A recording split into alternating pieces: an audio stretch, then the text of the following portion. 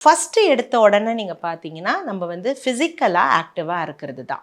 So ஃபிசிக்கலாக ஆக்டிவாக இருக்கணும் அப்படிங்கிறதுனா காலையில் எழுந்து நம்ம அட்லீஸ்ட் 1 மணி நேரமாவது நம்ம வந்து காலை கையை அசைச்சு வச்சுக்கிறது தான் நல்லது.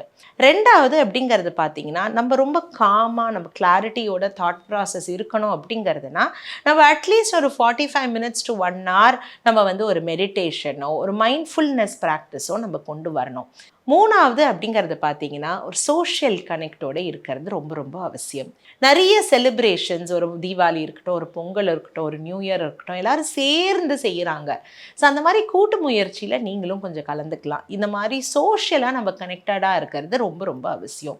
அடுத்தது அப்படிங்கிறது நீங்கள் பார்த்தீங்கன்னா உங்களோட ஒரு ஹாபீஸ், உங்களோட ஆக்டிவிட்டீஸ் இதை வந்து நீங்கள் வந்து கைவிடாமல் நீங்கள் வச்சுக்கணும். நம்ம நிறைய விஷயங்கள் நம்ம சின்ன வயசில் நம்ம வேலை செஞ்சுட்டே இருப்போம். அந்த வேலை செஞ்சுட்டே இருக்கிற நேரத்தில் நம்மளோட என்ன ரொம்ப பிடிச்சிருக்கோ அதெல்லாம் நம்ம கொஞ்சம் விட்டு போகிற மாதிரி ஆகிடும். வயசானதுக்கப்புறம் நிறைய டைம் இருக்கிறதுனால அந்த டைமில் நான் என்னெல்லாம் சின்ன வயசில் நான் செய்யணும்னு நான் நினச்சேனோ அதெல்லாம் எழுதி வச்சுக்கோங்க. எழுதி வச்சுட்டு அதோட கிளாஸஸில் நீங்கள் ஜாயின் பண்ணலாம். இல்லை அந்த ஒரு ஆக்டிவிட்டீஸில் நம்ம வந்து நம்மளை இன்வால்வ் பண்ணிக்கலாம்.